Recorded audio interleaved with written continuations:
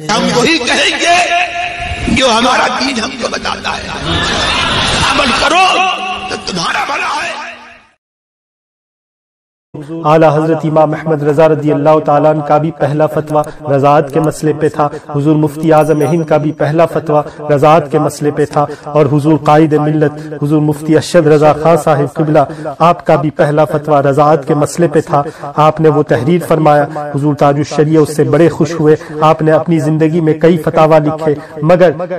آپ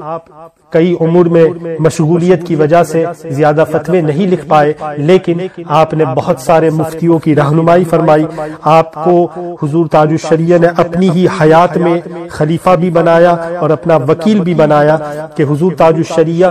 کے پاس آپ نہ پہنچ پائے تو حضور قائد ملت کے پاس پہنچ جائے، کہ ان کا ہاتھ حضور تاج الشریعہ ہی کا ہاتھ ہے، آپ کی زبان حضور تاج الشریعہ ہی کی زبان ہے۔ آپ کو حضور تاج الشریعہ نے اپنی حیات میں بریلی شریف کا قاضی مقرر کیا۔ آپ کو اگر سمجھ میں نہیں آتی یہ بات تو میں آپ کو ایک روایت سناؤں جو مفتی غلام جیلانی ازہری صاحب نے، جو جامعہ ازہر مصر سے فارغ ہے، وہ بھی حضور محدث کبیر کے مرید ہیں، لیکن وہ بھی اپنے آپ کو حضور تاج الشریعہ کا مرید سمجھتے تھے۔ وہ فرماتے ہیں کہ میں جب بریلی شریف پہنچا حضور محدث کبیر کے ساتھ میں، تو میں نے دیکھا کہ حضور محدث کبیر حضور تاج الشریعہ کا ہاتھ چوم رہے ہیں۔ یہ 2018 کی بات ہے، یعنی حضور تاج الشریعہ کے آخری ایام کی بات ہے۔ حضور تاج الشریعہ کا ہاتھ چوما حضور محدث کبیر نے۔ اس کے بعد میں نے خود یہ دیکھا کہ حضور محدث کبیر نے حضور مفتی ارشد میاں کا بھی ہاتھ چوما، اور یہ تو فقیر نے خود بھی دیکھا ہے۔ کولمبو سری لنکا میں نے دیکھا، اور بھی کئی جگہ پہ ساؤتھ افریقہ میں بھی میں نے دیکھا کہ حضور محدث کبیر حضور مفتی ارشد رضا خان کا ہاتھ چوم رہے ہیں۔ اور حضور محدث کبیر وہ شخصیت ہے کہ جن کے بارے میں بڑوں بڑوں نے خوشخبریاں دی ہے، اور حضور مفتی زبید یمن کے مفتی حنفیہ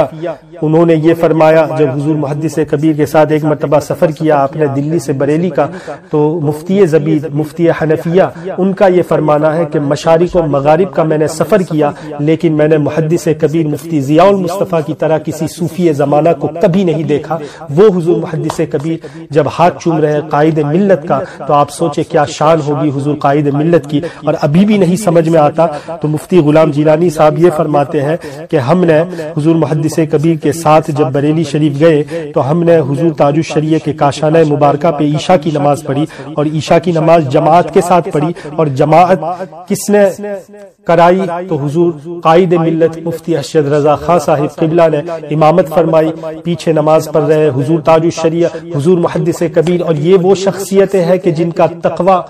آج پوری دنیا میں مشہور ہے کہ وہ کتنے کمال احتیاط کے ساتھ نماز پڑھتے۔ نماز پڑھنے والے بہت ہیں جن کو اپنی نماز کی پرواہ نہیں ہوتی، وہ کسی کے بھی پیچھے نماز پڑھ لیتے ہیں، لیکن یہ دو ایسی شخصیتیں ہیں کہ جن کو اپنی نماز کے بارے میں زیادہ خیال رہتا ہے۔ وہ صاحب تقوی حضرات ہیں کہ جو اپنے امام کے بارے میں 100 مرتبہ سوچیں گے کہ کیا میری نماز اس کے پیچھے قبول ہوگی یا نہیں۔ تو جب مفتی ارشد رضا خان کے پیچھے حضور تاج الشریعہ نماز پڑھ رہے ہیں، حضور محدث کبیر نماز پڑھ رہے ہیں، تو عقل مند کو اسی سے سمجھ جانا چاہیے کہ حضور قائد ملت کی کیا شان ہے۔ مفتی غلام جیلانی صاحب آگے فرماتے ہیں کہ میں نے یہ دیکھا کہ حضور تاج الشریعہ نے جماعت عشاء کی فرض نماز کے بعد آپ نے علامہ ارشد میاں کی اقتداء میں نوافل بھی جماعت کے ساتھ پڑھے۔ سبحان اللہ، نوافل اور سنن بھی حضور تاج الشریعہ نے جماعت کے ساتھ مفتی ارشد رضا خان کے پیچھے پڑھے۔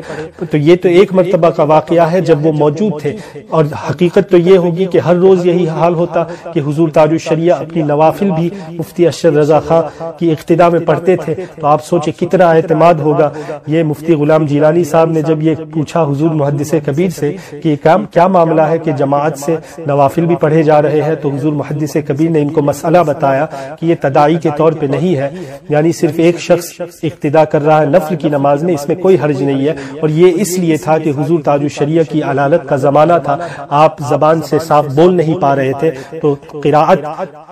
کی ادائیگی کی وجہ سے آپ اقتداء فرما رہے تھے۔ اب حضور محدث کبیر نے یہ فرمایا کہ اگر میرے ساتھ آپ لوگ نہ ہوتے، اور اس میں ہمارے عزیز مفتی ابو یوسف قادری حنفی صاحب قبلہ بھی تھے، جو صاحب زادہ ہے حضور محدث کبیر کے، محدث کبیر نے فرمایا کہ اگر میرے ساتھ آپ لوگ نہ ہوتے تو میں بھی جماعت کے ساتھ سنن و نوافل پڑھتا، کہ تداعی کے طور پہ نہیں ہے تو بالکل جائز ہوتا۔ تو آپ سوچیں کہ حضور قائد ملت کی کیا شان ہے،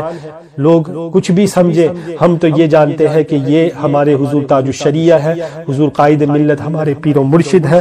ان کو حضور تاج الشریعہ نے اپنے زمانے ہی میں اپنا نائب مقرر کیا تھا۔ بارہا یہ دیکھا گیا کہ حضور تاج الشریعہ کی علالت کے زمانے میں کوئی حضور تاج الشریعہ کی بارگاہ میں آتا، چاہے بڑے سے بڑا مفتی کیوں نہ ہو، جب کوئی مسئلہ درپیش ہوتا تھا تو حضور تاج الشریعہ اس کو قائد ملت کی بارگاہ میں پیش کرتے تھے۔ تو حضور قائد ملت کی شان کو سمجھو اور ان کے ساتھ اسی طرح برتاؤ کرو جس طرح ہم لوگوں نے حضور تاج الشریعہ کے ساتھ کیا۔ اللہ سبحانہ و تعالی حضور قائد ملت کی عمر دراز فرمائے اور ہم سب کو ان کے سائے کرم میں رکھے۔ اللہ سبحانہ و تعالی ہمیں ان عظیم الشان علماء کرام کی پیروی کی توفیق عطا فرمائے، ان کے ساتھ مضبوطی کے ساتھ قائم رہنے کی توفیق عطا فرمائے۔ اسی طرح اب یہ بھی جان لیں کہ حضور تاج الشریعہ نے مفتی شمشاد احمد مصباحی کا نام بھی لیا، حضور مفتی اختر حسین علیمی صاحب کا نام بھی لیا۔ اس طرح اور بھی جو علماء کرام کا اگر آپ کے ذہن میں ہو، میرے ذہن میں ان کے علاوہ کوئی نام ابھی نہیں ہے، ان علماء کرام سے آپ خوش رہو کہ یہ ہمارے پیر و مرشد کی خوشی ہے، ان علماء کرام کی پیروی کرتے رہے ہم لوگ، تو اس کے ذریعے ہمارے پیر و مرشد ہم سے خوش رہیں گے۔ اللہ سبحانہ و تعالی حضور تاج الشریعہ کی قبر منور پر مزید رحمت کاملہ فاضلہ کا نزول فرمائے، انوار و تجلیات کا نزول فرمائے، اور جلد از جلد ہم سب لوگوں کو وہاں کی حاضری کی توفیق عطا فرمائے۔ آمین بجاہ النبی صلی اللہ علیہ وسلم، وما علینا الا البلاغ، جزاکم اللہ خیر الجزاء۔